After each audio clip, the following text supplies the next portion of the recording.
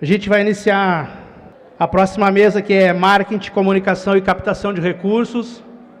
Pauta importante também para as nossas escolas de samba. Já quero chamar para fazer parte da mesa aqui a nossa mediadora, que é Tatiana Souza, contadora e mentora de negócios e diretora administrativa e financeira da Liesf, Liga das Escolas de Samba de Florianópolis. Também para fazer parte da mesa, Aline Lima, diretora de projetos especiais da Acadêmicos do Grande Rio, diretora de comunicação, marketing e projetos especiais da FenaSamba.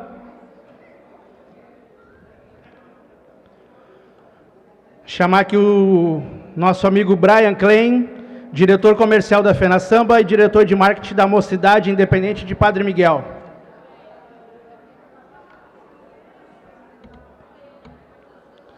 E para fechar a mesa, chamo aqui também Vandrei Bian, jornalista, comunicação, assessoria e consultoria, Samba Enredo Podcast de Florianópolis. Eu não tenho isso. Eu estou com a lista, eu não tenho isso. Tu tem, ela não está. Chamar também Laura Di Biase, diretora de projetos da Aliesc, Associação das Ligas das Escolas de Samba do Estado de Santa Catarina.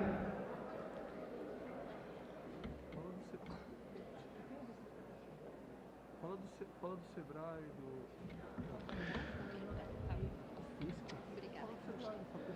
Agradecer aqui aos nossos patrocinadores e parceiros, né, através do governo federal, através do MINC, ao Sebrae, a UFSC, o IFSC. A gente vai dar início agora. Se tu bater nele, eu vou chamar a polícia porque tu tá violentando. Não dou surra em microfone, pode deixar.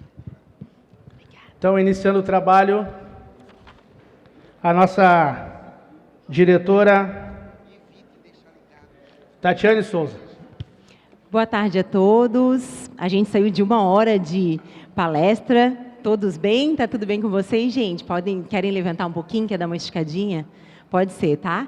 Enquanto isso, vou fazer uma introdução aqui, que é... Bom, eu sou uma mulher do século passado.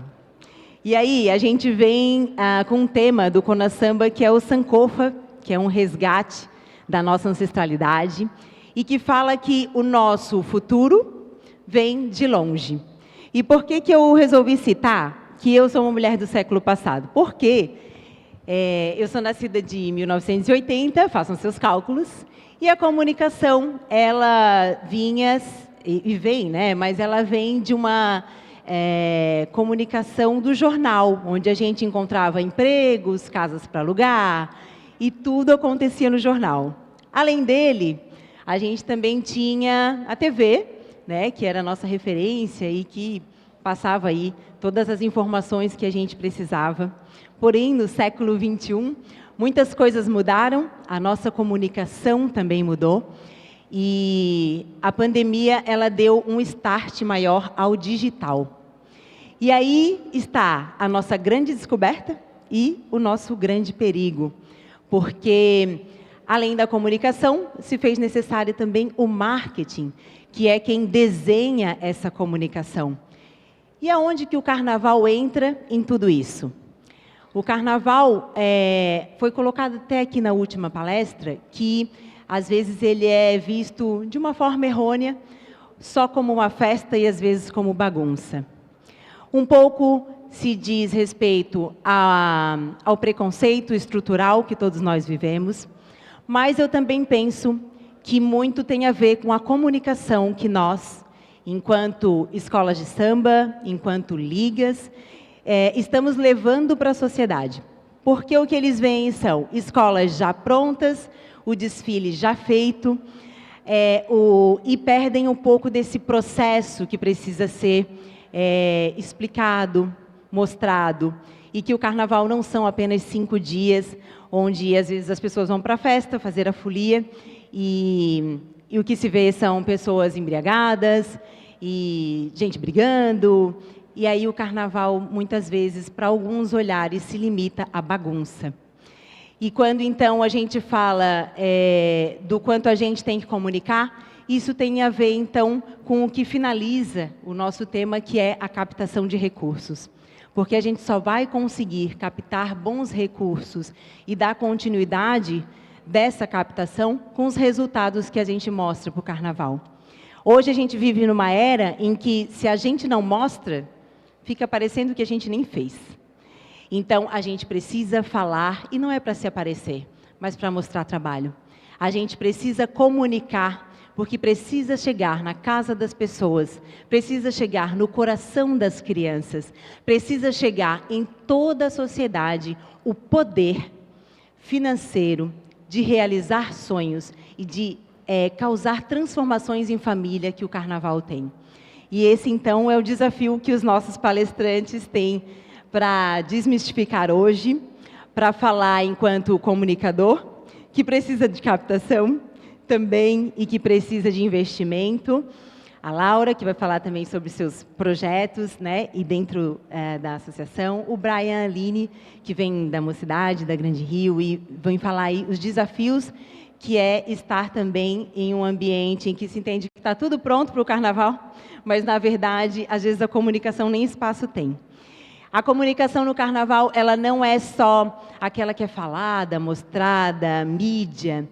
O corpo de cada pessoa fala na comunicação.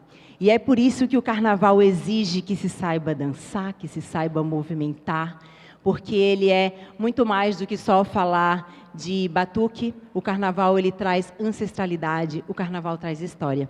Então, eu vou abrir a nossa conversa de hoje falando com o Vandrei, que coordena um grande podcast aqui em Florianópolis, que é o Samba Enredo Podcast, que, além de trazer comunicação, traz também notícias, atualização e full time, às vezes, né?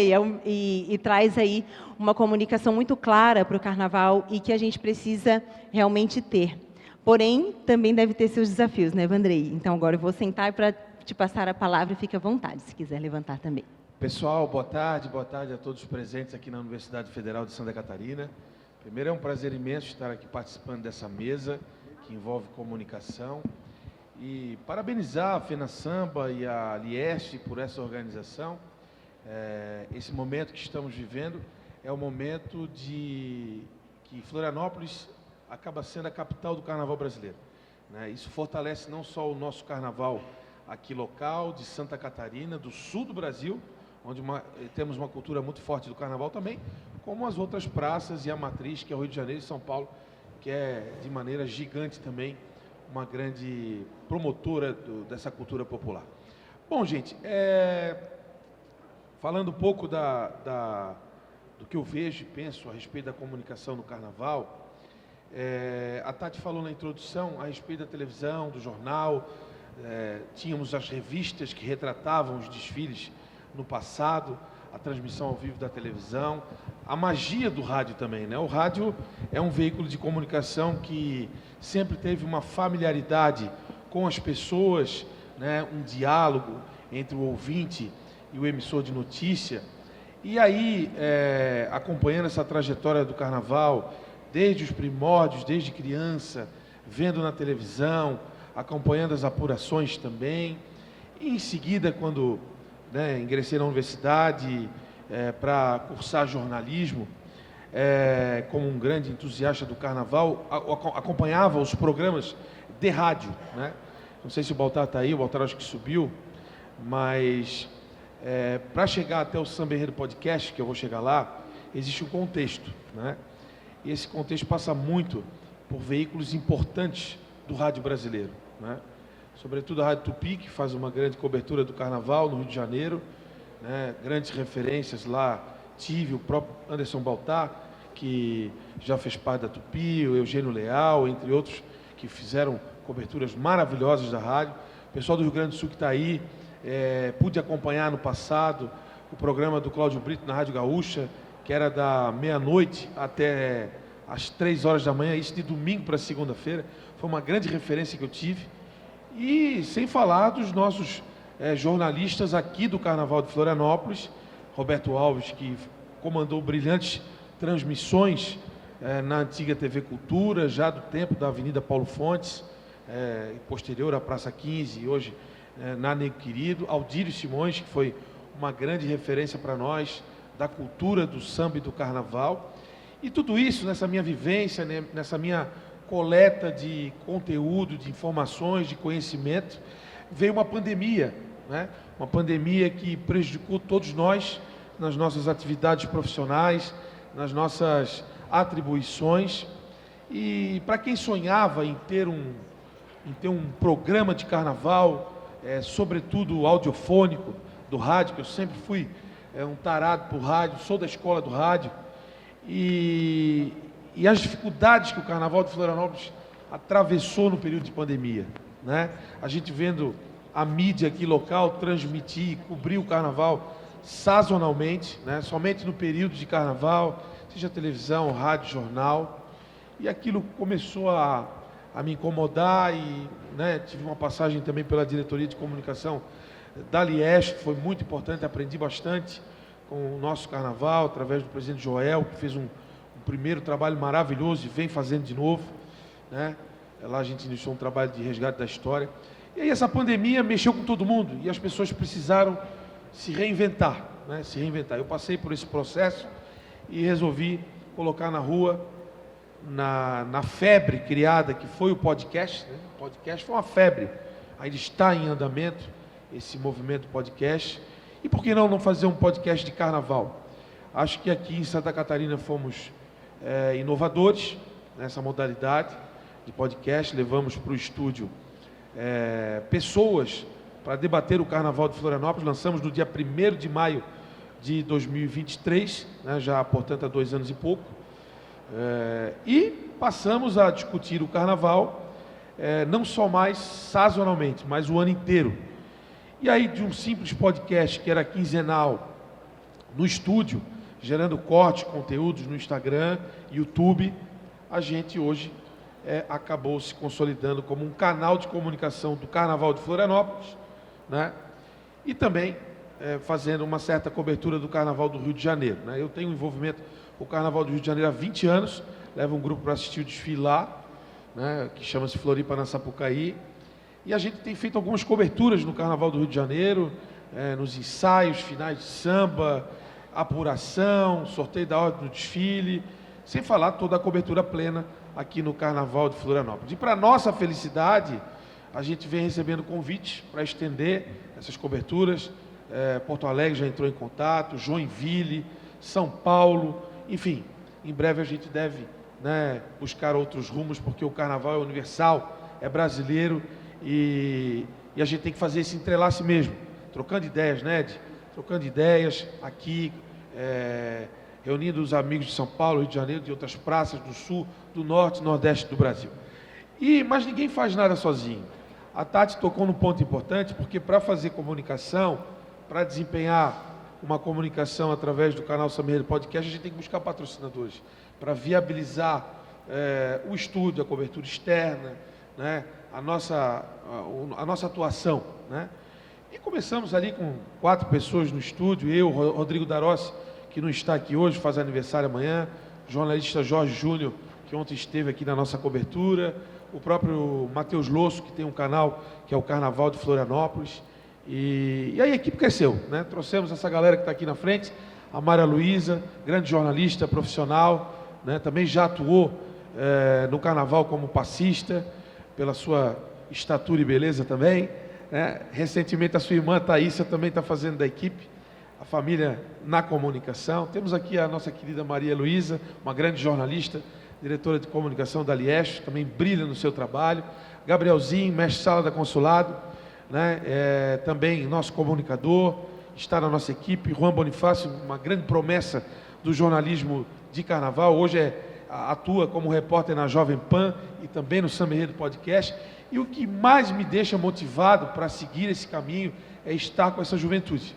Eles são jovens, muitos jornalistas, outros estudantes, e essa troca de experiência, essa química que existe entre a juventude e eu que sou 40 a mais, isso nos cativa e nos motiva. Eles nos ensinam muito e eu passo para eles também um pouquinho de experiência. Mas para finalizar e não me estender mais, Tati, tem outros componentes também que não estão aqui hoje, né? A Gabi Dias também, que é uma grande editora. Quem mais, gente? Me ajuda aí. Quem? Gislaine Fraga, que esteve com a gente ontem aqui na transmissão. A Isabelle Santos, nossa produtora. Mais alguém? Hã? O Rodrigo Darossi eu falei. O Rodrigo Cordeiro do apoio. E Fred Fotógrafo. Enfim, é uma galera. É uma equipe hoje que começou com 4 e são já 13 com a chegada da Thaísa, que é aquela menina bonita de olhos verdes ali, irmã da Mayra. Mas aí é o seguinte, onde é que eu vou finalizar o assunto? A gente criou o podcast, que se transformou num canal de comunicação externo, saiu do estúdio, foi para o externo, tanto é que nós fizemos lá do 2º piso ontem a transmissão ao vivo do Conasamba, já fizemos isso no ano passado lá no Hotel Cambirela, cobertura total externa dos eventos das escolas, das ações da Liga, das ações governamentais, Floripa, Rio de Janeiro, vamos alçar voos maiores, mas isso fomentou o jornalismo de carnaval, que o Anderson Baltar faz muito bem.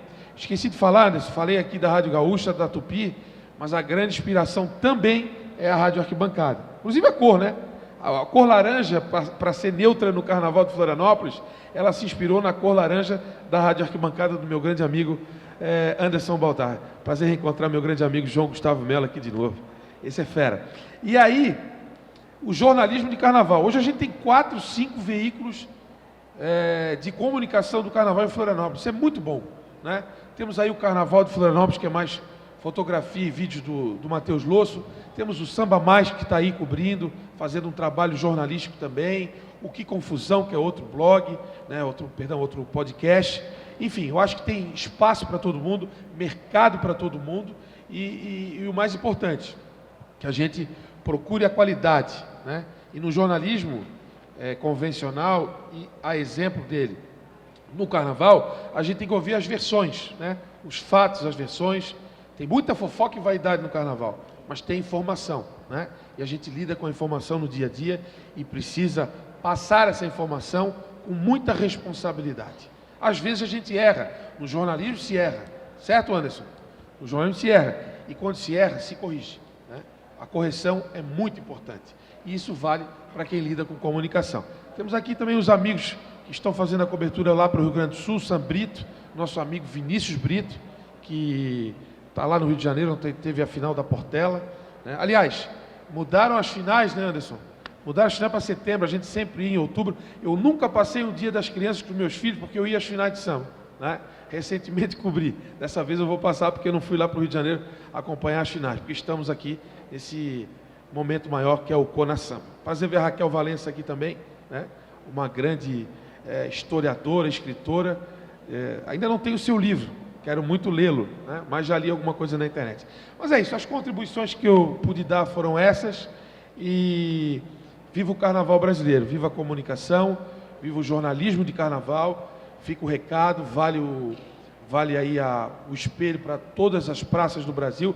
Marcelo também, conversei com ele hoje aqui, de Santa Maria, nos acompanha lá do Sul, né? Acompanha o Samba Enredo Podcast, disse que a gente é uma grande referência. A gente fica muito feliz com essa sua colocação.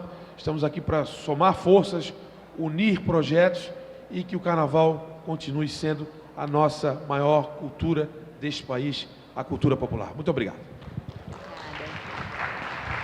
Aproveitando, antes de passar a palavra, eu quero chamar o Pablo Roger Dias Ferreira Brandão, que é consultor para Educação e Cultura, promoção da cidadania e da diversidade da Unesco.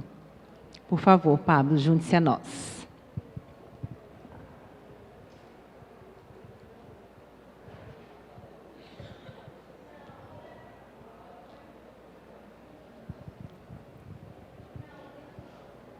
Seja bem-vindo. Prazer, bem-vindo, tá? Fique à vontade. Eu vou convidar o Brian e a Aline para falar um pouquinho dessa questão da comunicação também, dentro das suas escolas, na FenaSamba, como que é o espaço, a conquista, né, que vocês precisam fazer todos os dias e os desafios que vocês precisam vencer. E aí, na sequência, a gente vem com a parte institucional para falar sobre captação também, com a Laura e com o Pablo.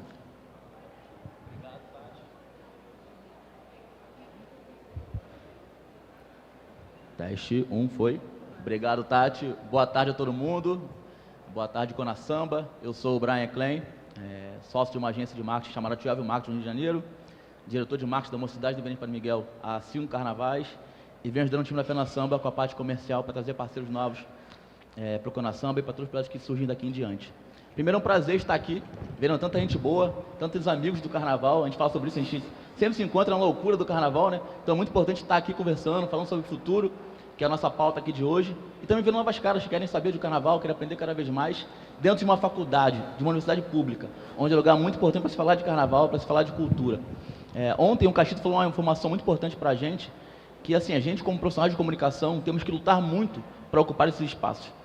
As escolas de sambas têm um poder fundamental na nossa história e no legado que vai deixar para frente.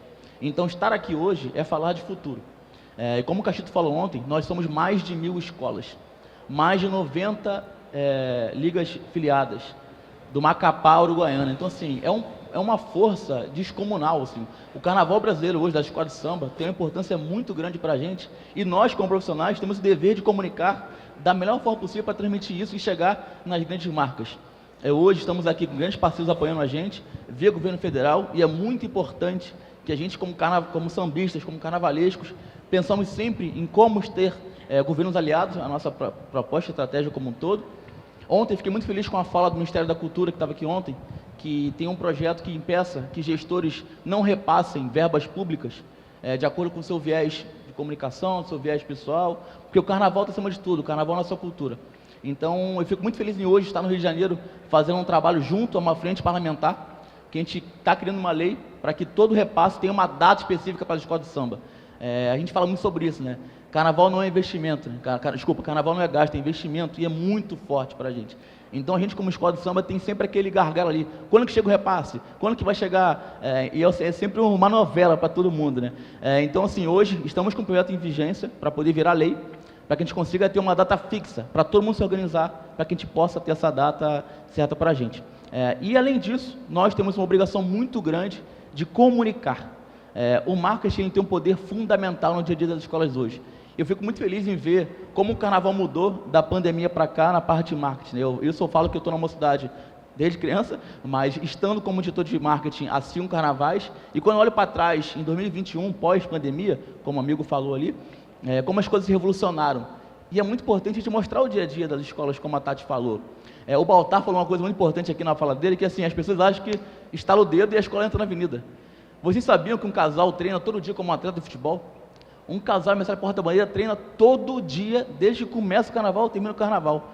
Por que uma marca de suplemento não patrocina eles? Por que a marca de planejamento esportivo não patrocina eles?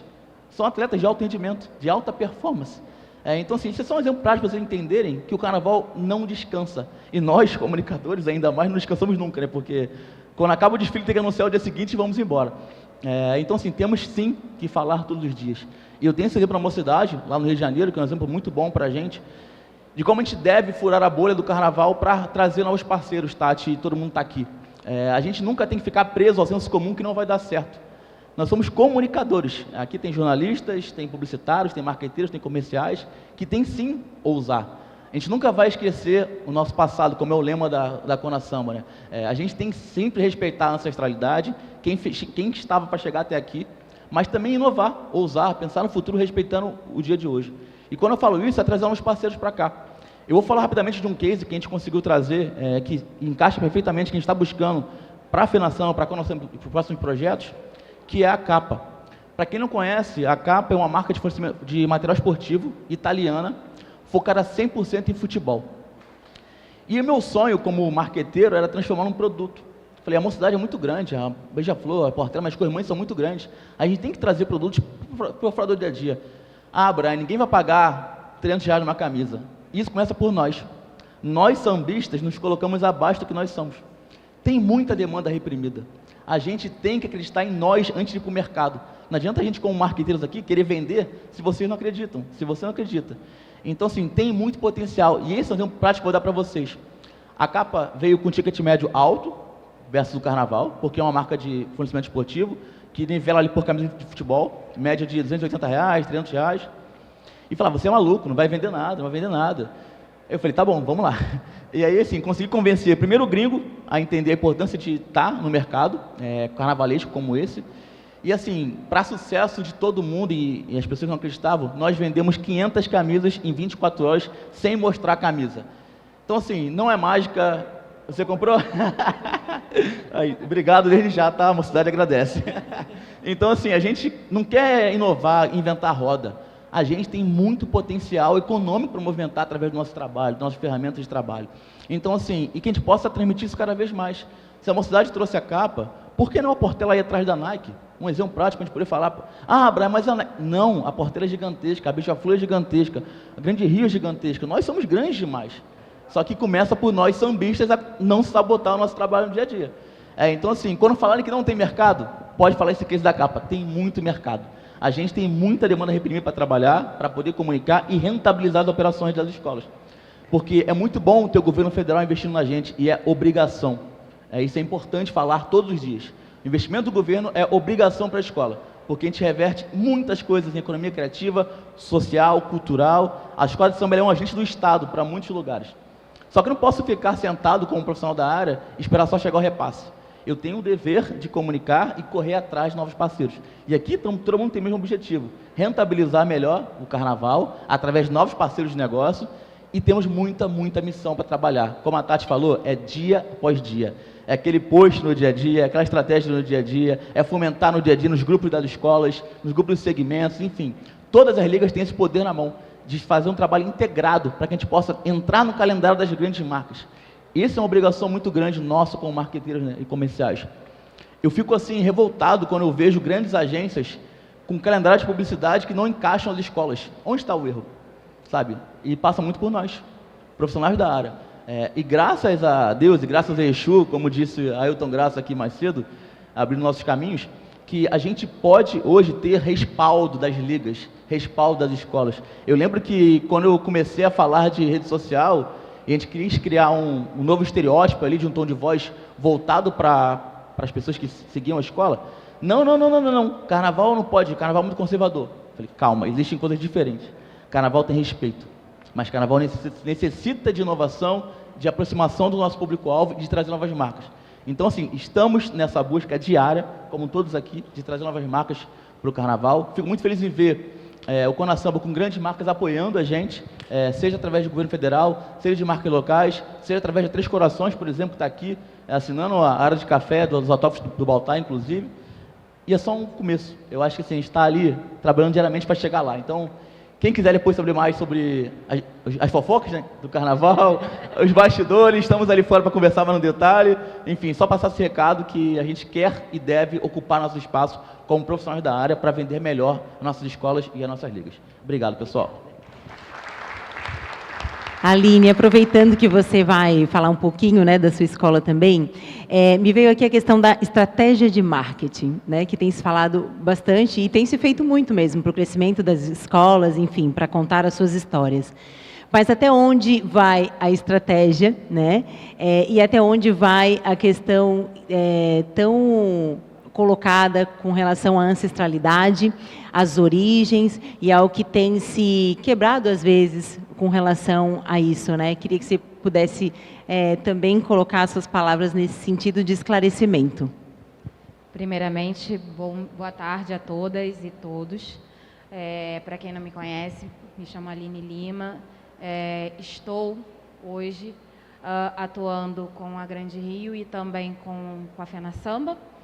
E assim como você, Tati, em relação à ancestralidade, né, falando sobre Sankofa, né, remetendo ao tema do Conasamba deste ano, também sou oriunda da década de 80, sou oriunda não somente desse período onde a gente, principalmente, tinha muita conexão com as escolas de samba, tanto que era muito disputado no Natal, onde LP, sou da era da LP, me entreguei, sou quarentona sim, sou quarentona, e da era do LP que disputava com Roberto Carlos nas bancadas dos mercados, das lojas de de variedades e tudo. Então, eram tempos áureos, onde o nosso carnaval ele era um grande de conexão com o nosso público, com o nosso cotidiano. E, aos poucos, isso veio se perdendo, não somente com a parte musical, mas também vinha com a parte de revistas. Quem nunca gostaria, principalmente nós, comunicadores, oriundos da mídia especializada, que sempre folheávamos a revista Manchete, que sempre fazia fatos e fotos dos grandes desfiles, quem também não assistia os desfiles pela televisão, acompanhando desde criança, até porque a maioria da nossa faixa etária que está aqui presente viveu esse tempo áureo. Então, essa representatividade, essa ancestralidade que nós carregamos, ela é muito latente. Porém, no nosso cotidiano de hoje em dia, a gente tem essa barreira, essa dificuldade para que o público da geração Z, né, que temos, hoje tem esse desinteresse em querer acompanhar a tradição de uma escola de samba, não sabe grandes nomes de grandes personalidades do nosso carnaval, não conhece também as nossas tradições. E aí cabe essa nossa reflexão, aonde erramos? Onde erramos nessa conectividade? Até porque é muito fácil da gente querer fomentar, da gente querer lutar pela nossa cultura, mas a gente precisa semear essa semente. A gente precisa semear o nosso futuro. A gente precisa investir nas escolas mirins. A gente precisa investir nas nossas crianças. E falando sobre crianças, aí eu pego um exemplo, um grande exemplo, que é a Pimpolhos da Grande Rio, que é a nossa escola mirim, que ela tem vários exemplos de vários cases de sucesso, como o Carnaval Experience, onde é a única escola de samba do Rio de Janeiro, da cidade do samba, que faz visitações, abre visitações para o público em geral, para conhecer como funciona o barracão de uma escola de samba. E turistas do mundo inteiro acabam visitando a nossa agremiação. A Acadêmicos do Grande Rio, ela tem um chão muito pulsante, ela tem um chão muito ancestral. E isso ela é valorizado, isso é trabalhado constantemente no cotidiano das nossas crianças, no cotidiano da nossa comunidade oriunda de Caxias, do município de Caxias. E isso a gente vê a cada ensaio, a cada desfile e a cada resultado. Não é à toa que a Acadêmicos do Grande Rio é a segunda do ranking da Liesa, e nos últimos anos ela vem apresentando grandiosos desfiles, ainda com exceção de 2022, claro, o Exu também, peço licença, porém, em 2023, 2024 e 2025 faltou pouco, mas tivemos grandes resultados, e por isso que a nossa escola também ela investe muito. Investimos muito também na questão da comunicação, investimos muito na questão das ativações, investimos muito na questão de projetos, investimos muito na questão do marketing. E isso não somente na questão mercadológica do assunto, mas trazendo essa importância para que a nossa comunidade também veja essa questão, que a nossa comunidade também valorize o nosso chão. Vejam que muitos acabam vendo que a Grande Rio ela é uma escola que acaba atraindo muitos artistas, muitas musas, nossas rainhas são midiáticas, mas isso acaba também, é uma troca que a gente acaba fomentando a nossa visibilidade. Essa é a nossa estratégia. Não é à toa que a Acadêmicos do Grande Rio hoje também tem mais de 800 mil seguidores no nosso Instagram, porque isso a gente acaba atraindo os olhos para dentro da nossa escola. E acaba até mesmo despertando a curiosidade do público em querer conhecer os nossos artistas. É interessante porque a escola ela acaba investindo muito na visibilidade midiática, mas também ela acaba, durante os dias, a gente acaba valorizando o nosso chão. Não é à toa que a gente acaba estimulando os nossos ritmistas, as nossas musas da comunidade, os nossos passistas. Tanto que a nossa comunicação, principalmente quem está na linha de frente, quem bota a cara na frente das câmeras das nossas redes sociais, é da comunidade. Então, a gente valoriza o nosso chão. Esse é o nosso segredo, essa é a nossa estratégia. Obrigada, Aline. Parabéns pelo teu trabalho.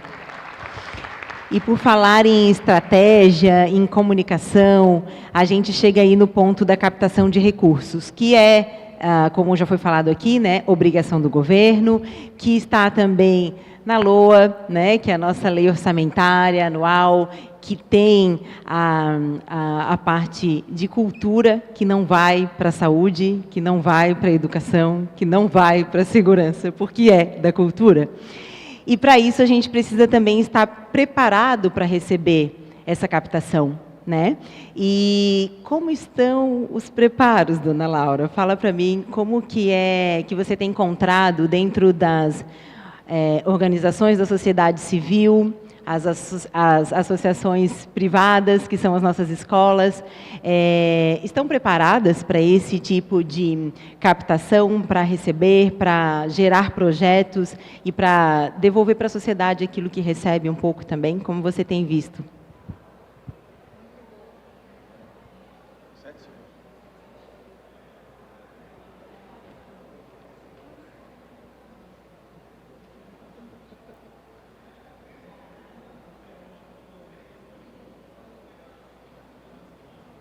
Oi. Muito boa noite já? Quase isso? Quase. Gente, obrigada pela paciência, né? Estarem aqui. Eu estou vendo que vocês estão muito interessados na palestra, na mesa, no debate. Gostaria de agradecer a presença das autoridades aqui também, né? O Ministério da Cultura está aqui. O Odecir está ali, o Yuri também está. Muito obrigada pela participação. E é maravilhoso, né, estar aqui no debate com esses grandes nomes, né, grandes profissionais na área de comunicação e marketing. Eu gostaria que vocês saíssem daqui hoje com uma clareza maior sobre a captação de recursos e aonde buscar esses recursos, porque no meu dia a dia, na atuação profissional, eu tenho uma empresa que faz elaboração de projetos, a gente também trabalha com captação de recursos, e eu sou a diretora de projetos hoje da Associação das Ligas e Escolas de Samba do Estado de Santa Catarina. E no meu dia a dia, a pergunta que mais recorrente é: Laura, como é que a gente consegue recursos, como é que nós conseguimos captar dinheiro para a minha escola ir para a avenida e executar os nossos sonhos, né, para aquele carnaval? Como é que a gente realiza o desfile? Então, eu trouxe aqui para vocês uma apresentação, vou tentar ser bem rápida, mas eu acho que é muito importante nós termos clareza sobre o que é comunicar, o que é marketing e o que é captar recursos. E por que esse entendimento é tão fundamental para que vocês planejem e criem estratégias para conseguir o dinheiro. Nós estamos falando de dinheiro. Como que eu consigo dinheiro para a minha escola de samba? Então, a minha fala hoje vai ser em cima disso, porque passa também pelas ações sociais. Então, ali tem um pouco, né, da minha apresentação, pode passar. E hoje nós estamos aqui nesse evento super importante, o Conasamba, porque nós queremos ter uma troca, nós queremos sair daqui tendo um pouco mais de conhecimento e clareza sobre o que a concorrência está fazendo, sobre o que as outras escolas, como é que as outras escolas estão atuando. Eu quero sair daqui com uma motivação maior, com algumas estratégias diferenciadas, né? Então, esse é o grande propósito de estarmos aqui. Aqui nós temos fornecedores, nós temos empreendedores do carnaval, nós temos quem desfila, nós temos quem produz os figurinos. Aqui nós temos possibilidade de uma grande troca. E essa é a riqueza do evento. E para isso, nós temos que falar de comunicação, marketing e captação de recursos, porque sem isso nós não conseguimos concretizar nada. Pode passar? Então, os pilares dessa mesa e desse encontro são marketing, comunicação, captação de recursos. A comunicação é um processo de transmitir e receber informações. Isso é óbvio, né? Mas por que eu estou falando isso para vocês? Porque no dia a dia das escolas, começa por aí, esse é o básico. Nós temos que nos perguntar, quem está na ponta, está entendendo qual é o diferencial da minha escola? Olha, aqui, nossos colegas contaram para a gente grandes ações que as escolas fazem e que algumas vezes pode ser que não era do conhecimento da grande maioria de vocês. Então, nós temos que perguntar, será que tudo que nós fazemos na nossa escola, a visitação ao barracão, as ações nas redes sociais, a feijoada do domingo, será que isso tudo está claro, está sendo visível o suficiente nas redes sociais?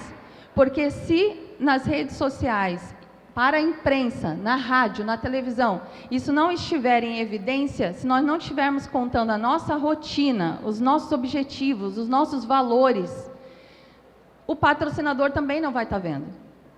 E quem paga? É o patrocinador, né? A gente está falando que nós temos alguns recursos públicos, mas nós também estamos buscando o patrocínio de grandes empresas. E elas têm que ver e elas têm que ter clareza do que vocês estão fazendo. E isso é comunicação. Então, isso tem que ser questionado todos os dias. Quem está lá, as empresas, estão vendo o que eu faço? Né? O Brian trabalha com uma agência, ele sabe muito bem disso, essa questão da gente estar divulgando a rotina das escolas. Pode passar, por favor. Então, essa é a pergunta que nós temos que fazer, se a nossa comunicação, se os objetivos da escola e as ações da escola estão claras para todos os envolvidos, estão claros para quem trabalha na escola, quem está atuando no desfile, quem vai participar do desfile, sabe qual é o enredo, por que aquilo foi escolhido? Sabe qual é o papel dele ali para executar? Porque se ele não souber, ele não vai conseguir passar a mensagem. E se vocês não passarem a mensagem, quem está assistindo não vai conseguir se conectar. E aí ele não vai ter uma experiência, ele não vai ter uma memória afetiva forte o suficiente com a escola. Então isso é super importante. Pode passar.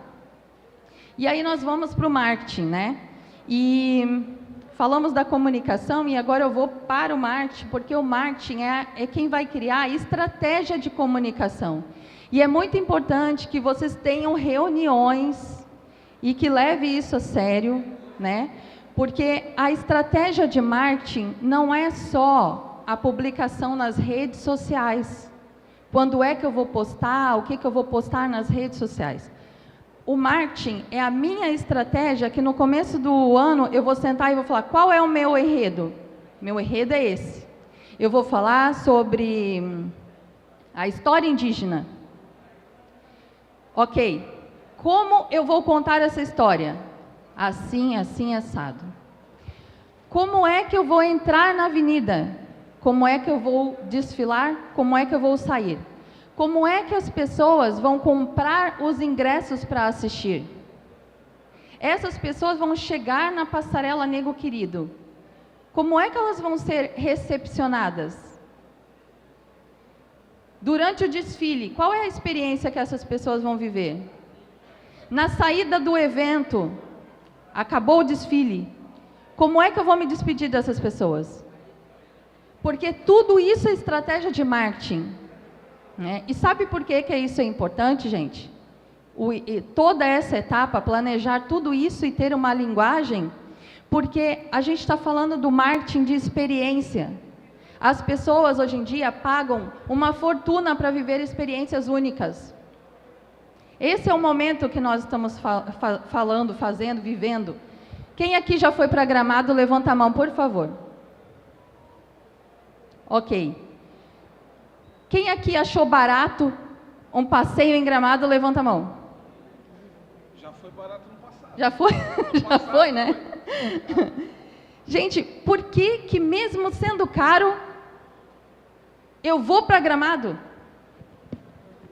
Eu vou para Gramado porque lá eu sei que eu vou entrar no restaurante, mesmo comendo uma comida que pode não ser a melhor que eu já comi, os garçons vão cantar, dançar, vão retirar meu prato, vai brincar comigo, eu vou ver um teatro, alguém dançando, entendeu? Todos os restaurantes que tem lá têm apresentação teatral. Todos os restaurantes e os lugares que nós visitamos, que custam R$300 o ingresso, nós temos uma experiência única. As pessoas querem viver uma experiência única. E esse é o entendimento, é isso que eu quero que vocês levem daqui, porque é aí que está o dinheiro. Se a tua escola oferecer uma experiência única, do início ao fim, vocês têm dinheiro. Se a sua escola permitir uma experiência única e ela contar isso, ela fofocar, ela for nas redes e isso for claro para as pessoas, vocês têm dinheiro. Vamos passar para frente que eu tenho tempo aqui, né? Então, pode passar. O marketing é isso, gente. Nós temos que... O marketing de experiência, ele tem alguns pilares, tá? Que eu acho importante vocês saberem. Primeiro, que as pessoas se conectam com a marca. E quando eu falar em marca, hoje eu vou estar falando da escola, porque a escola de vocês têm que ver como uma marca.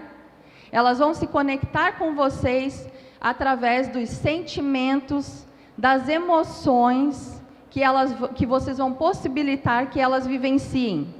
Tá? E quando eu falo em sentimentos, eu falo também em aguçar sentidos. O carnaval sempre foi muito a visão e a audição, mas tem outros sentidos que nós podemos estar explorando também, tá? E como eu falei para vocês, a marca, ela fica mais forte de acordo com a ligação que ela consegue fazer com o seu público e com quem desfila. Quanto mais forte, mais fiel vai ser aquele público, né? E quanto mais clara for essa comunicação e fiel, com mais facilidade eu vou conseguir os patrocínios. Pode passar. Pode passar, por favor. Mas eu vou dar alguns exemplos de marketing de experiência que podem trazer recursos para vocês e aumentar, fortalecer a marca e o nome da escola. Por exemplo, camarotes temáticos. Então, a pessoa comprou o ingresso do camarote e ela entrou num ambiente totalmente diferenciado. Diferenciado no sabor da comida que vai encontrar, na bebida, na decoração, na música e até no cheiro, gente. Hoje em dia, em eventos, a gente trabalha até o aroma desses espaços, tá? A pessoa chegou para o desfile, ela foi recepcionada por animadores na entrada da passarela. E ali ela já tinha empresas entregando água, entregando produtos, brindes, que vão possibilitar uma alegria maior de estar ali, né? Nossa, eles prepararam isso para mim, né? A venda do ingresso foi legal, não tinha filas enormes, foi facilitada. No final do evento, nós tínhamos mais algumas empresas entregando brindes, pessoas se despedindo, volte sempre, contamos com você no carnaval do ano que vem. Né? Se durante o desfile as escolas conseguirem fazer com que a plateia, o público que está assistindo, interaja mais ainda com o desfile da escola, seria maravilhoso. Vocês já pensaram que de repente nós podemos pegar uma parte do desfile e infiltrar nas arquibancadas, nas passarelas? Conforme o desfile passa, esse pessoal que está lá na arquibancada levanta o público e faz com que eles interajam com o desfile.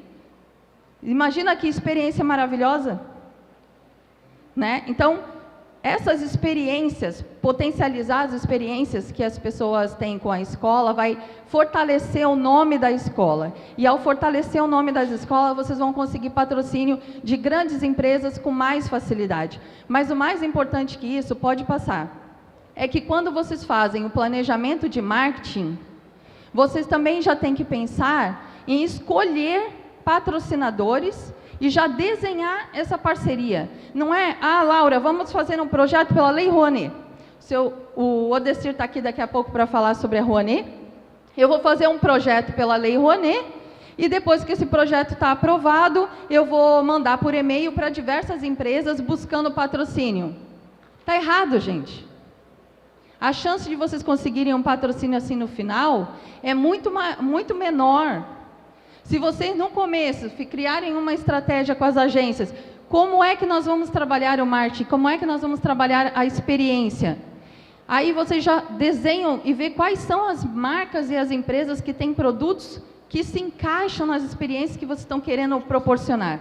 Quando vocês forem levar esse plano, esse sonho de vocês formatado para as empresas, elas vão conseguir entrar e falar, opa, eu me vejo aqui, então eu vou patrocinar. É diferente.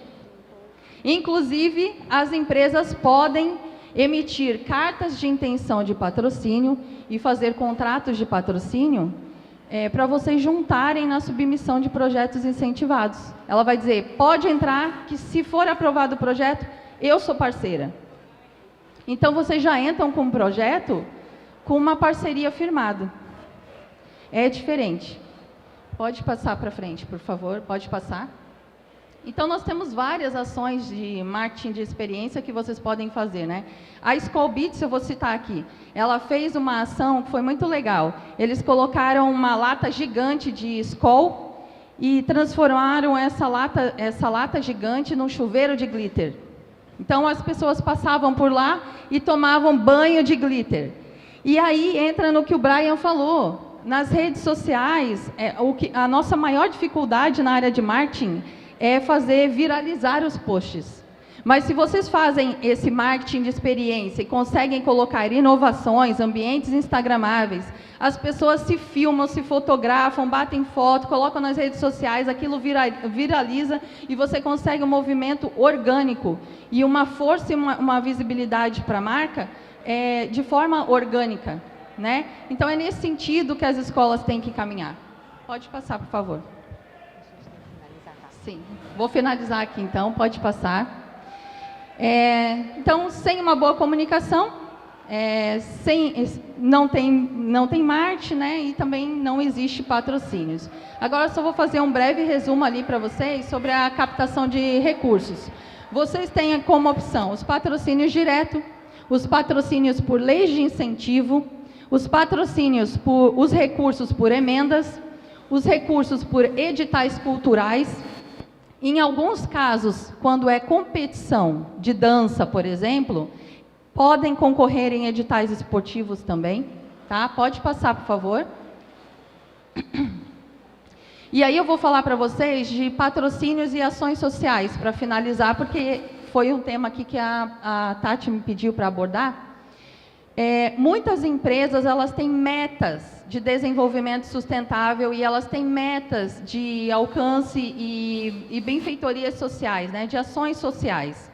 Então, é muito importante que quando vocês criem o projeto de vocês já pensem nos objetivos de desenvolvimento sustentável e coloquem isso no projeto, né? Quais são o que o meu projeto vai estar contribuindo? De que forma o meu projeto vai estar contribuindo para o meio ambiente ou para a comunidade na qual eu estou inserida? As empresas, as grandes empresas patrocinadoras, hoje em dia, elas olham isso com muito rigor.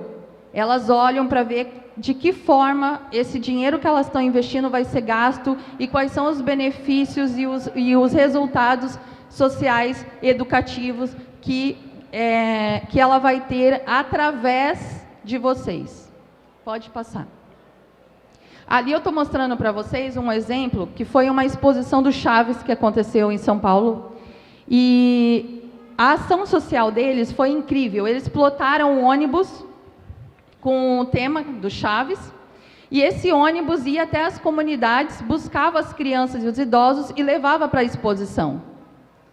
E isso foi feito em nome do patrocinador. Foi um projeto de 4 milhões, facilmente captado. Não teve dificuldade. Por quê? Porque, primeiro, era o Chaves. Tá, mas a Mocidade tem um grande nome, a Beija-Flor tem um grande nome, a Portela tem um grande nome. Então, nós temos grandes nomes dentro do nosso carnaval. Não, concordam? O que nós precisamos fazer, então? Dar esses passos. Eles deram. Vamos levar as crianças para a exposição de forma gratuita, em nome da empresa patrocinadora. Pode passar. E aí eu vou falar para vocês também, falei para vocês até agora dos patrocínios diretos e incentivados, né? Como que vocês podem estar pedindo esses patrocínios, o que é importante constar, mas vocês também têm como recurso a Aldir Blanc, estão vindo agora recursos para os municípios e estados, e vocês como escolas de samba podem inscrever projetos, inscrevam projetos.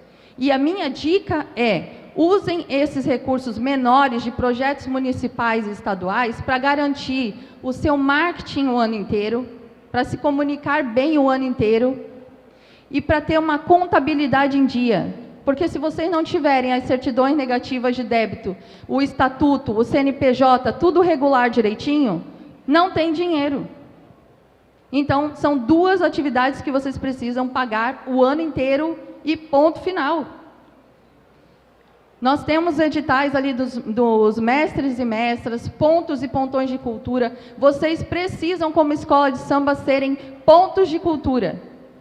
Vocês são pontos de cultura. Mas a grande maioria não se inscreveu ainda. Não contratou um profissional, de repente, se tem dificuldade. Mas isso é importante, são recursos importantes. E temos diversos prêmios, né? O esportivo, eu falei para vocês, muitos não foram ainda por esse caminho, porque nunca trabalharam com a ideia de uma competição de dança. Mas vocês podem usar isso. Pode passar. E também existem editais sociais. Então, se vocês tiverem um número de inscrição na assistência social, vocês podem estar concorrendo também a editais para fundos da criança, fundos do idoso, tem o Pronas agora. Recentemente nós tivemos uma reunião com a ministra Margarete, ministra da Cultura, e o ministro da Saúde, e foi feita uma parceria para que a cultura, porque o entendimento é de que a cultura ela beneficia e melhora a qualidade de vida e a saúde das pessoas. Então, vocês podem sim escrever projetos na área da saúde, que através da cultura vocês vão beneficiar a saúde das pessoas, né?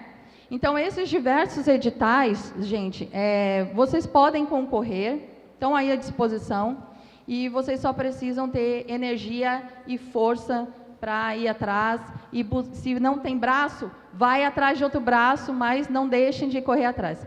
E desafio vocês a ligar a câmera ali no código e salvar o meu contato. Muito obrigada. Obrigada, Laura.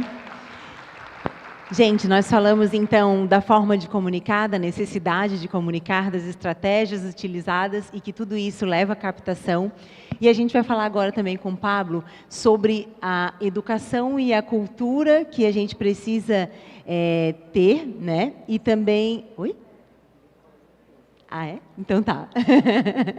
Mas, assim, para você trazer um pouco de como funciona, né, a sua consultoria dentro da Unesco, para que essa comunicação também melhore a educação e a cultura dentro das escolas.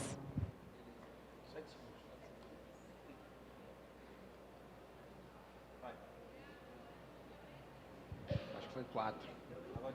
Oi, boa noite a todos e todas. Certinho. Obrigado. Então, eu preparei uma apresentação, mas já vou adiantar ela para frente para não perder o fio da meada que a companheira, a Laura, estava falando. Pode passar para frente mais um pouco? Aí, chegou. Laura, eu, dentro da consultoria e dentro do que eu fiz dentro da Estação Primeira de Mangueira, boa noite, meu nome é Pablo, eu fui vice-presidente social e vice-presidente financeiro da Mangueira até 2024. Saí tem um ano e pouquinho. E dentro da consultoria eu descobri ali o ranking das escolas de samba, blocos de carnaval e ligas que têm arrecadação na Lei Rouanet. Em primeiro lugar, Estação Primeira de Mangueira, parabéns para nós, 18 milhões de reais arrecadados até hoje na Lei Rouanet. Em segundo lugar, a Mancha Verde, 16 milhões de reais. Em terceiro lugar, Eu quero conhecer esse pessoal, acredito que eles vão estar aqui. Liga das Escolas de Samba de Joaçaba e Erval do Oeste. São vocês? Parabéns, parabéns, parabéns, parabéns. Gente, a Liga de Joaçaba e Erval do Oeste está na frente da Liga das Escolas de Samba do Rio de Janeiro, da Portela, está em terceiro lugar. Parabéns, parabéns mesmo. E eu fui olhar capital catarinense do Carnaval e da organização. E da organização, parabéns. E da captação. Eu fui olhar, vocês captam anualmente, desde 2003, todos os anos. Isso também é um fato inédito, porque são só vocês que captam dentro do Carnaval, desde... Isso nem com a Mangueira acontece, a Mangueira ficou um bom tempo sem captar, mas eu vi que a estratégia de vocês no começo da Liga foi com pequenos doadores. Acho que não tinha empresa, foi a mesma coisa que a Célia fez com a Mangueira. A Célia, a Célia Domingues tem a grande responsabilidade de ter colocado a Estação Primeira de Mangueira nessa liderança do ranking. E no começo foi a mesma estratégia, pequenos doadores. Não tinha empresa para doar, não tinha ainda a relação suficientemente construída, foram atrás de pequenos doadores, pessoas físicas mesmo, para doar o imposto de renda para deduzir na Lei Rouanet. E aí depois a gente tem, quarto lugar eu não estou conseguindo ver. É o quê? Ileaê, que é da Bahia, depois a Portela, a Liga das Escolas de Samba do Rio de Janeiro, Nisa Tijuca, Caramba Salgueiro, e assim vai. O importante de notar isso na Lei Rouanet é que não é difícil, assim como a gente... Quer dizer, é difícil, muito difícil captar na Lei Rouanet, tá? Não vamos falar que é fácil, mas assim, a partir da estratégia de Joaçaba e da Mangueira, é possível sim conseguir. A gente pode falar com os componentes das nossas escolas, para quem tem pessoas que têm imposto de renda, para elas poderem deduzir. E assim você começar a construir a relação. Então, as escolas de samba menores, que às vezes não têm um contato com grandes empresários, com as grandes empresas, eu quero captar 200 mil. Começa lá com 20 mil, 30 mil, e assim você vai construindo a sua relação, vai se fortalecendo ano a ano, e você vai conseguir chegar nas empresas. Hoje, Joaçaba tem empresas que patrocinam anualmente o Carnaval de lá, tem prestação de contas muito bem feita. Nossa, parabéns de outra vez para Joaçaba, muito bem feita. Tem transparência, tem que ter transparência. Ninguém quer fazer transparência. Das escolas de samba, só tem uma que faz a transparência, por enquanto, mas não é totalmente feita, que é a Estação Primeira de Mangueira também. Parabéns para nós da Estação Primeira de Mangueira. E o Salgueiro começou a fazer. O restante, eu não vejo nenhuma escola de samba que faz a transparência. E está lá dentro da Miroski, que é o marco regulatório das organizações da sociedade civil, que tem que fazer transparência. Tem que prestar contas das coisas, de tudo que recebe de dinheiro público e outras coisas mais. Então, eu falo que sempre quem não tem assim, um parâmetro de qualidade de transparência, procurem o site do Instituto Reação. O Instituto Reação atua na Rocinha, no Rio de Janeiro, com esporte para crianças e adolescentes. Eu não sei de quem é o instituto, mas assim, quem comanda lá é um cara famoso do meio do judô, mas assim, a qualidade do que eles colocam lá, o nível de detalhamento, eu falo assim, é o padrão Instituto Reação de qualidade, no que tange a transparência. Eu sempre olho e me baseio por lá. É muito bem feito, e quem quer aprender a fazer é só olhar lá, que está tudo muito bem organizado e estruturado. Pode passar. Eu acho que esse daí é de emendas. É de emendas. Bem, eu localizei algumas emendas parlamentares destinadas ao carnaval, às escolas de samba. E aí, gente, tem uma coisa que mudou. A gente tem que ir atrás de deputados federais. E para a gente ir atrás de deputados federais, nós temos que nos comprometer com eles e construir relações. Eu acho que a emenda, não tenho certeza que a emenda veio para ficar, se até o presidente já falou dificilmente muda, então nós também temos que nos adaptar. As escolas de samba precisam construir suas estratégias e suas relações com seus deputados federais. Eu coloquei ali a relação dos deputados federais que ajudaram as escolas de samba. Tem o nome ali, autor e o partido. Vicentinho, do PT, Orlando Silva, do PCdoB, Thalira Petrone, do PSOL, Washington Quaquá, do PT, Pedro Uxai, do PT, Ana Pimentel, do PT. Aí tem um que não é da esquerda, que é o Fausto Pinato, do PP. O restante, todos ou do PT, do PSOL, tem um do PDT e do PCdoB, tem o Orlando. Bem, essas foram as emendas que eu localizei. Eu sei que tem mais, mas eu não consegui localizar porque não foram destinadas exclusivamente para as instituições de carnaval.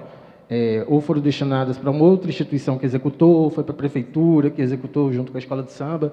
Então, ainda não consegui localizar. E tem algumas ali que eu não consegui nem localizar quem foi que fez a emenda, porque é um pouquinho complicado a transparência lá no site da Câmara Federal. Tem o Max Lemos, do Rio de Janeiro, que ele também não é de esquerda, ele é centrão. E aí tem lá os valores do que foi, e você consegue encontrar destinado a quê para as escolas de samba. Pode passar?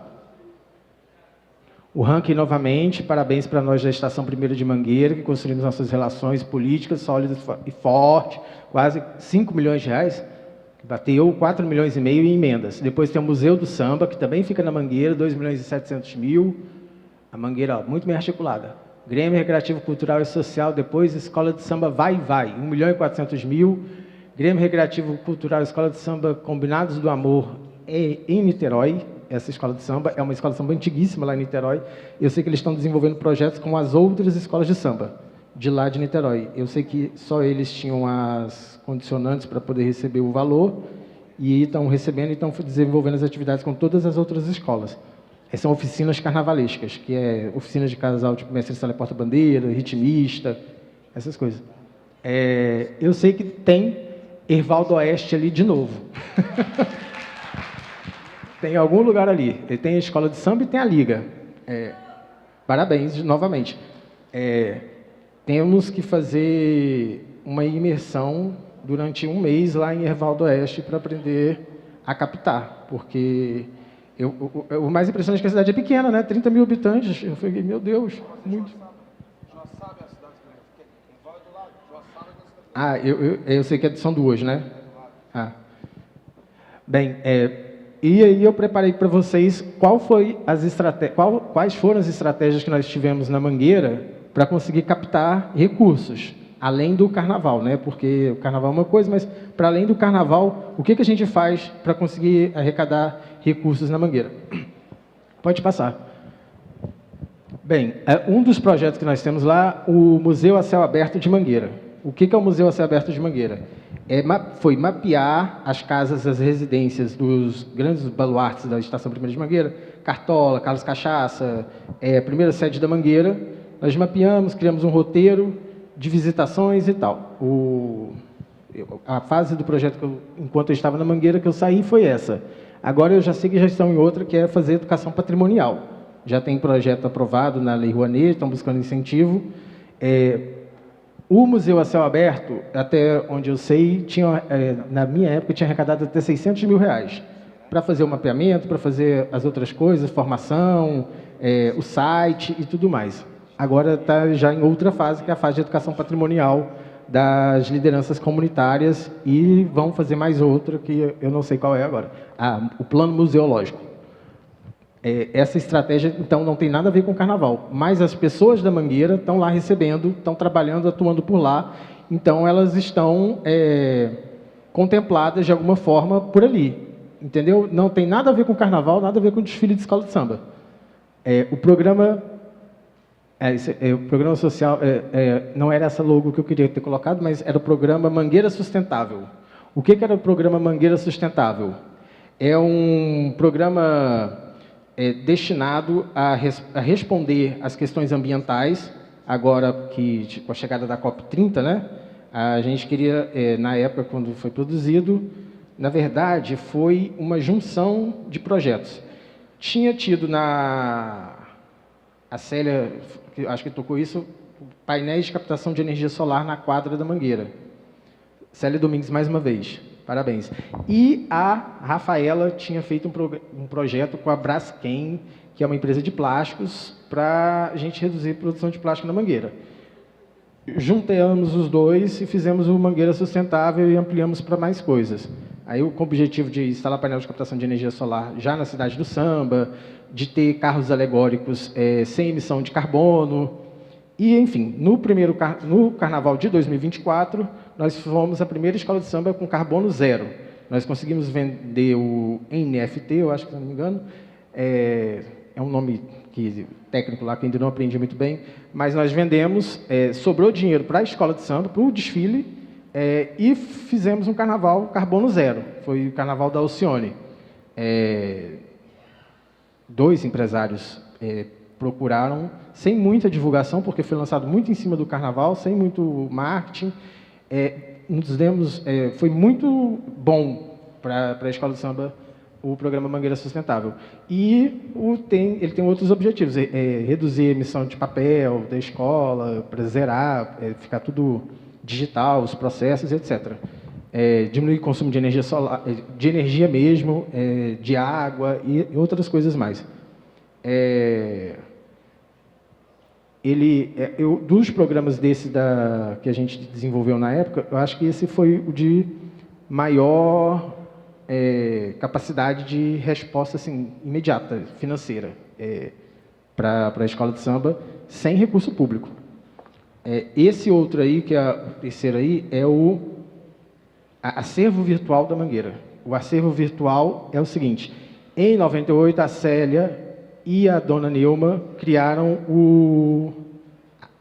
Como que era o nome, Célia? Agora me deu branco. Era o Centro de Memória. Centro de Memória da Mangueira. E aí, o nosso objetivo era digitalizar tudo que tinha lá. Tinham 200 e poucas fitas VHS, muitas fotos, etc. E a gente conseguiu captar um recurso, na época uma emenda do Marcelo Freixo, de R$1.140.000 para estruturar isso. Nós fizemos em parceria com o UERJ, o que nos deu uma ótima melhoria na nossa pontuação para depois a gente executar outras emendas. E aí nós iniciamos a digitalização. Depois nós conseguimos recursos exclusivos para digitalizar fita VHS. Depois vocês dão uma olhadinha lá no acervo virtual. Ele tem um site próprio, é um portal. A Célia Domingues lá, ela aparece lá 80%. Por quê? Porque a Célia que começou isso, ela tinha o hábito de digitalizar e fazer digitalizar tudo que fazia. Tirar foto e gravar. Isso é importantíssimo, porque isso deu um acervo para a escola muito bom, que pode desenvolver em várias outras coisas e também melhorou nosso portfólio. Nosso portfólio, quando eu cheguei lá na parte do financeiro, tinha 100 e poucas folhas.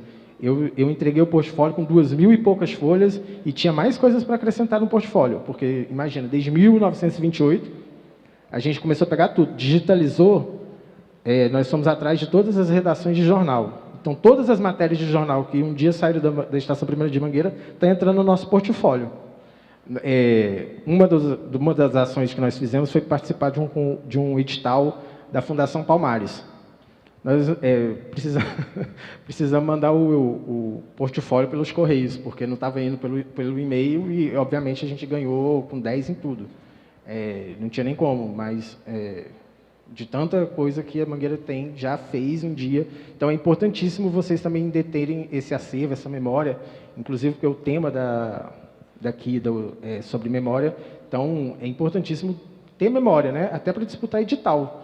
Porque, no começo, a dificuldade lá era, assim, a gente não tinha um portfólio, sabia que tinha a capacidade, a relevância, mas não tinha como comprovar porque não tinha nada. Então, isso foi importantíssimo, o acervo virtual da Mangueira. E ali também ele pode servir para depois ser digitalizado os processos, transparência, pode ser utilizado também. Já está sendo utilizado, na verdade, para fazer a transparência, está sendo feita por ali. Mas ainda não está 100%, tem que ampliar, tem que consolidar totalmente. Bem, eu acho que eu já alonguei, né? Já falei assim das estratégias. O importante, eu acho, para além do carnaval ter essas outras ações, porque primeiro que movimenta a escola, segundo que você gera subsídios para você disputar outros editais, buscar outros recursos, para além do carnaval, esse ali, Arraiá da Estação Primeira, nós voltamos com ele em 2014, acho que foi 2015. A Mangueira fez um enredo sobre as festanças brasileiras e tinha um carro alegórico que era sobre festa junina. E antigamente tinha festa junina, mas fazia mais de 10 anos que não estava rolando. Aproveitamos que tinha o material, decoramos a quadra e começamos. Vendemos angu a R$10 para cada pessoa. Ano passado, essa festa aí captou R$1.200.000 via ISS, que é o Sobreimposto Municipal da cidade do Rio de Janeiro.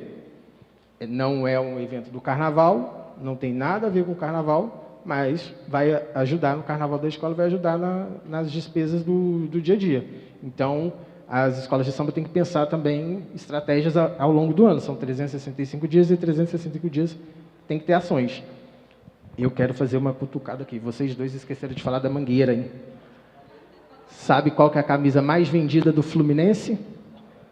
Verde rosa, da Estação Primeira de Mangueira. Todo mundo, até eu que não sou fluminense, comprei. Mais uma. Célia Domingues, qual que é a coleção mais vendida da reserva? Estação Primeira de Mangueira. Chuta o valor da camisa? R$1.200. R$1.200. Parabéns para a Estação Primeira de Mangueira. Parabéns para todos nós. Muito obrigado, pessoal. Gente, chegou o momento das perguntas, é isso? Nós temos direito a 3 perguntas, e aí os senhores que estão aí já entenderam que sem comunicação nós não contamos nossa história, sem contar a história nós não temos estratégia, e sem estratégia a gente não tem dinheiro. Então, se vocês ficaram com alguma dúvida com relação a isso, por favor, levantem a mão, são só 3. Dou-lhe 1, 2... Fechou?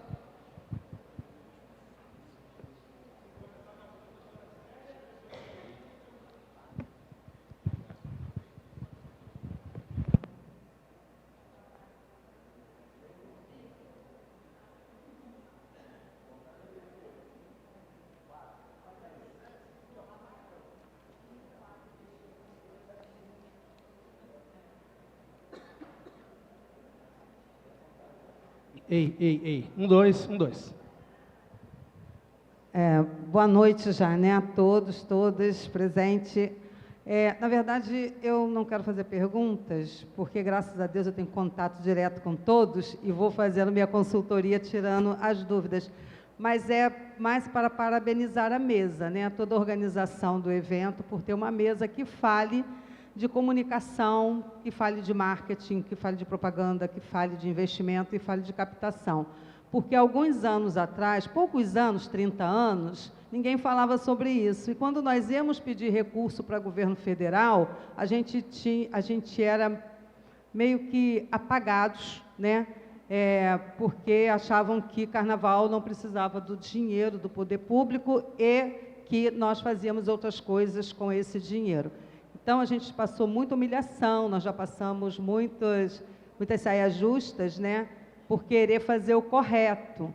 Mas hoje eu fico muito feliz de estar aqui, nesse espaço, nesse congresso, e ver essa mesa que fala da comunicação, que fala do marketing, que fala do trabalho que a gente precisa levar para fora da bolha, porque a gente precisa estar em outros espaços, precisa estar em espaços comuns ao nosso mercado, à sociedade, e também nessa proposta de estar não só falando do melhor e maior espetáculo do mundo, mas também mostrando tudo que esse espetáculo oferece, que além do entretenimento dos 5 dias, nós temos mais 360 dias para poder trabalhar, para poder oferecer oportunidades, fazer inclusão, resgate e também falar da nossa cultura. Parabéns a todos vocês, cada um no seu momento, né, na sua instituição, e dizer para o Pablo que quando nós, quer dizer, para todos vocês, mas o Pablo tocou no assunto,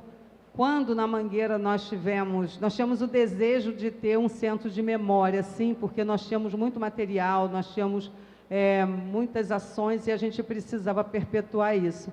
Então, eu, Dona Neuma e Dona Zica, percorremos, na gestão do presidente Elmo, nós percorremos várias empresas, nós fomos para o poder público, nós fomos para a empresa privada, dizer que nós queríamos um centro de memória.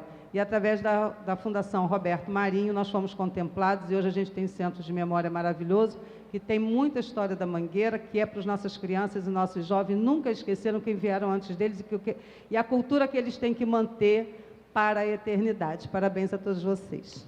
Obrigada, muito obrigada, Dona Célia. O próximo, acho que é lá atrás, né?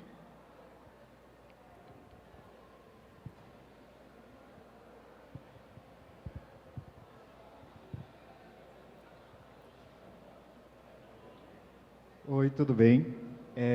Primeiramente, eu gostaria de agradecer pela oportunidade de aprender com todos vocês. Foi uma roda de conversa incrível, de muito aprendizado. Mas eu primeiro me chamo Matheus, eu gostaria de fazer uma pergunta que com certeza vai ajudar muitas escolas menores, muitas escolas que estão em desenvolvimento, que ainda não tem um setor, uma equipe especializada para cuidar dessa parte de captação, né? Foi falado, acho que por todos ou pela maioria, que a comunicação realmente ela é o essencial, ela é o principal que uma escola ela precisa ter. Mas a minha pergunta ela vai ser direcionada para o pessoal da Mocidade e da Grande Rio, que eu gostaria de ouvir você se existe algum case de sucesso dentro da escola, onde vocês utilizaram essas estratégias de marketing e comunicação, e isso se traduziu na captação de patrocínios. Porque a gente sabe que, como foi falado, né, toda essa construção ela vai resultar para que a gente consiga avançar para participar dos editais. Aí eu gostaria que vocês compartilhassem até para a gente entender um pouco melhor isso na prática. Obrigado.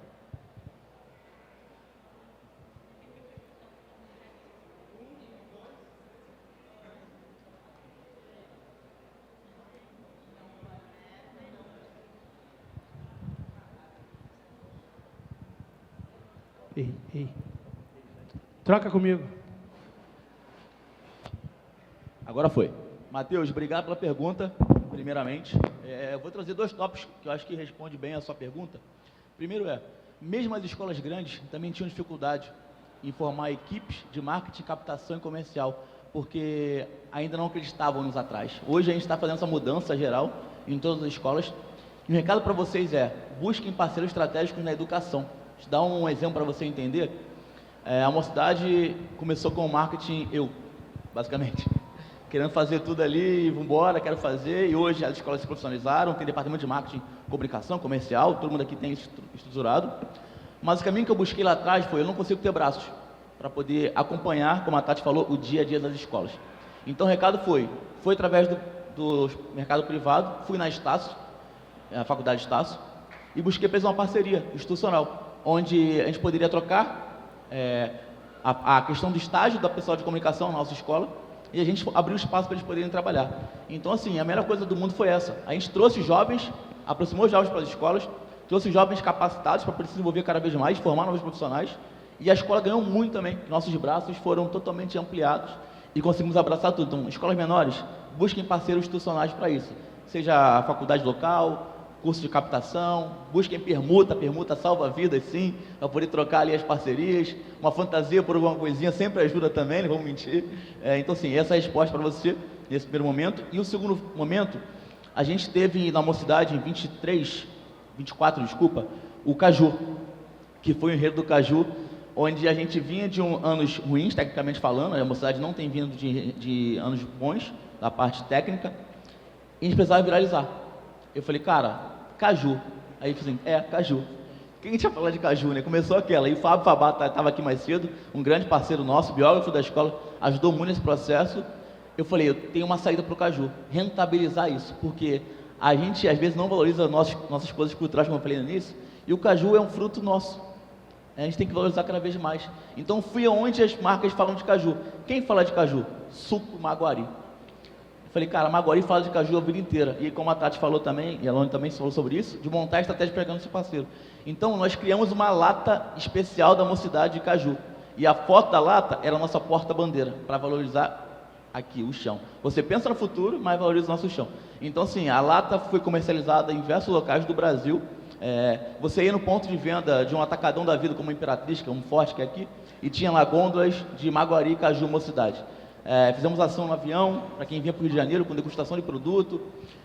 Distribuímos 10 mil litros de suco na avenida, no ensaio técnico, numa ação que eu me arrependo até hoje de ter feito ela. E a Liga quer me bater até hoje também, mas enfim, tudo se encaixou. Então, assim, os enredos, como eles falaram aqui, tem que ser pensado desde o início, que a gente consegue rentabilizar muito através da parte comercial. Bom, aproveitando até a fala do Brian, ele falou de 2024 sobre o caju, eu falo sobre 2025, Pororocas Parauaras, em relação a Acadêmicos do Grande Rio, onde também pensando nessa conexão com o cotidiano, não somente da nossa comunidade, mas com o cotidiano da pessoa simples, daquelas pessoas que realmente que gostam mesmo do carnaval, que gostam da nossa cultura e que valorizam a nossa cultura. E eu fui atrás de marcas que valorizassem a cultura e que principalmente tivesse conexão com o enredo Pororocas Parauaras, aonde eu busquei marcas de grande alcance nacional e que fossem oriundas do Pará. E nessa minha busca eu acabei encontrando a Febo.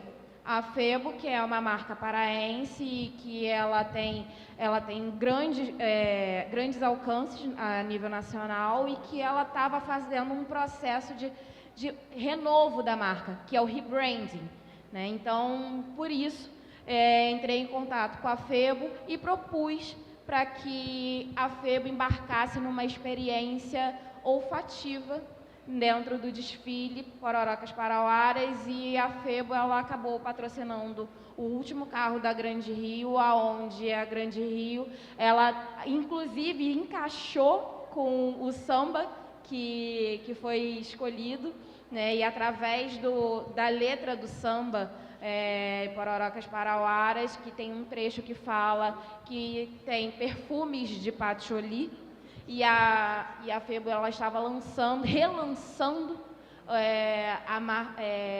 os produtos sobre patchouli, porém não estava tendo um grande alcance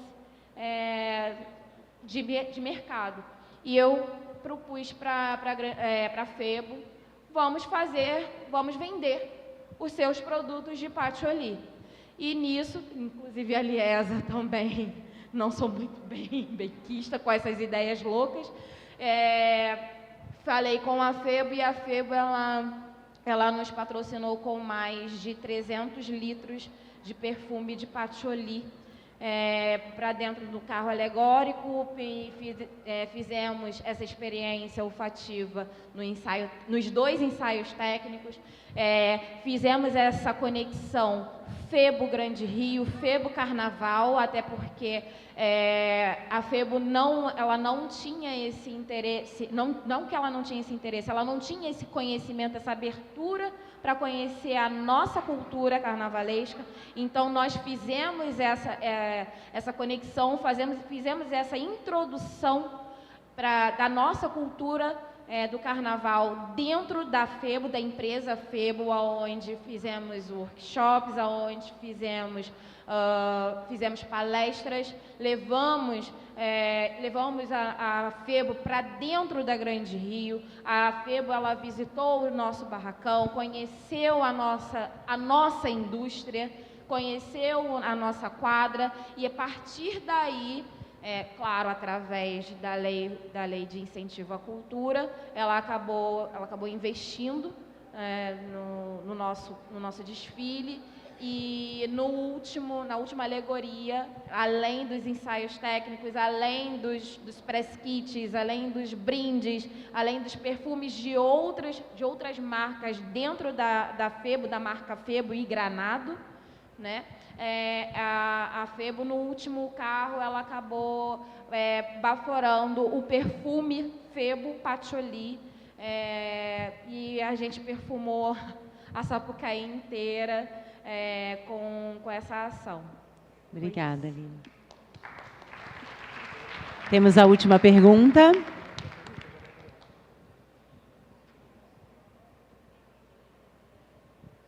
Oi?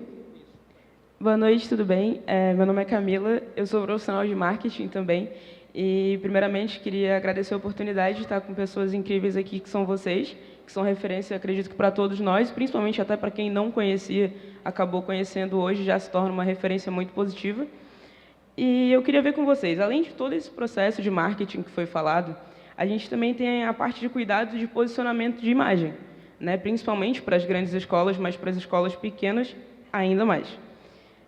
Quando a comunidade não se identifica ou não se sente representada, como que eu, comunicador, consigo realinhar essa percepção e reacolher essa comunidade?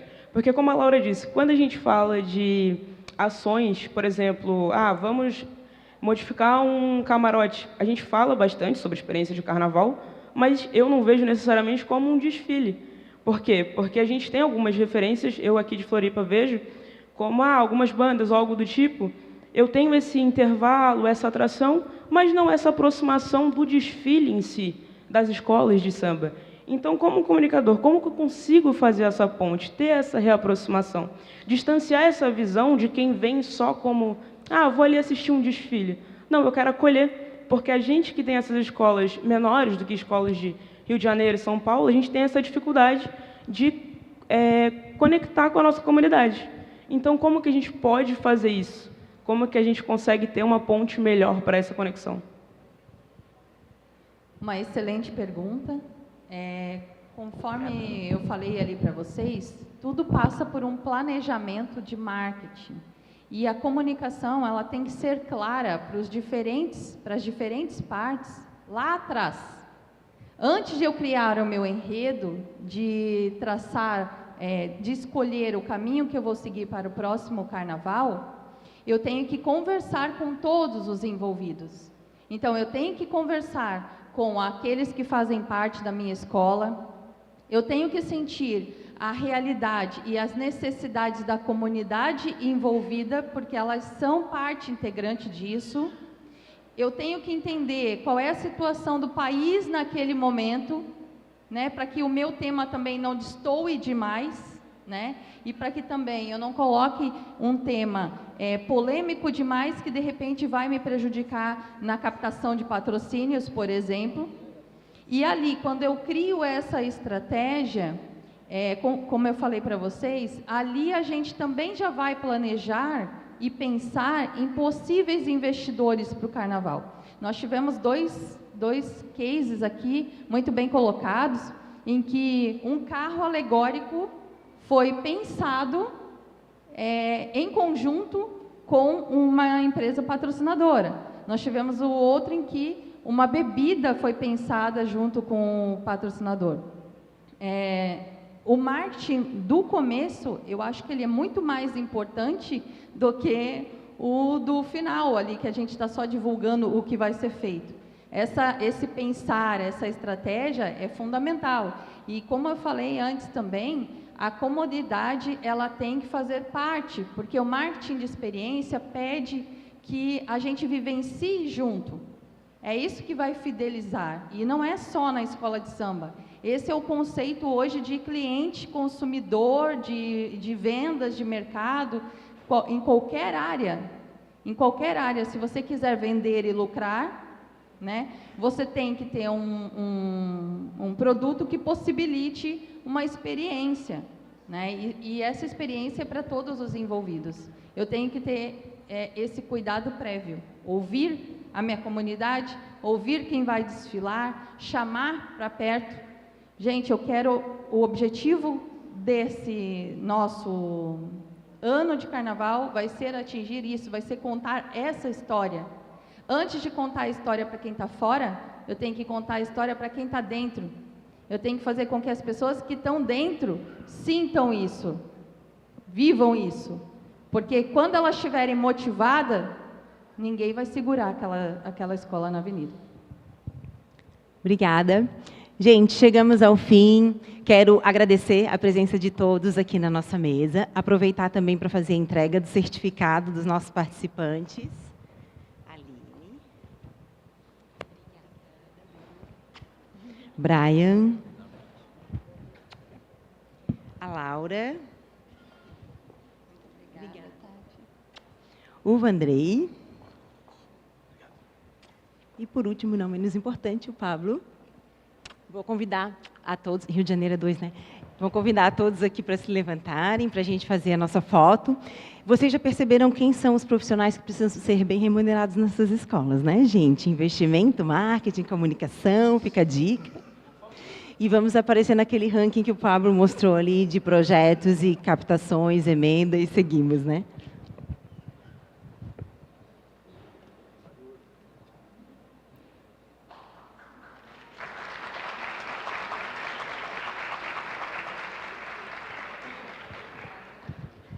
Muito obrigada a todos e desejamos uma ótima comunicação para vocês.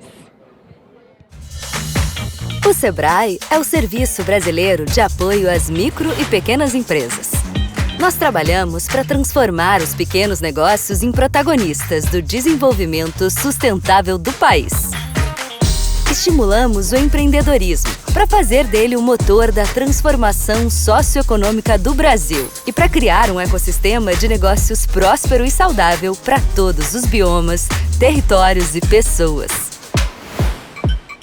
O Brasil é um dos países com mais micro e pequenos empreendimentos em atividade no mundo, e eles são fundamentais na nossa economia.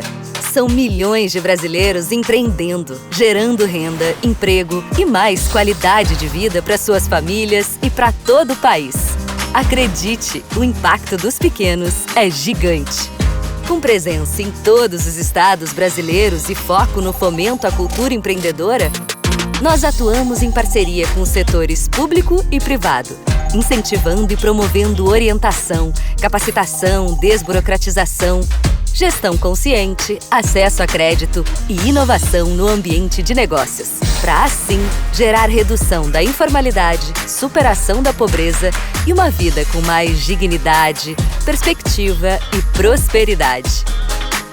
A nossa agenda prioritária abrange diferentes setores estratégicos, com projetos na Amazônia e em todas as regiões do território nacional. Estimulamos a neoindustrialização do país, a inclusão produtiva, a produção de energia limpa para todos e uma educação empreendedora. No SEBRAE, nós acreditamos no potencial transformador do empreendedorismo. E sabemos que quando os pequenos negócios dão certo, o Brasil se torna melhor. SEBRAE.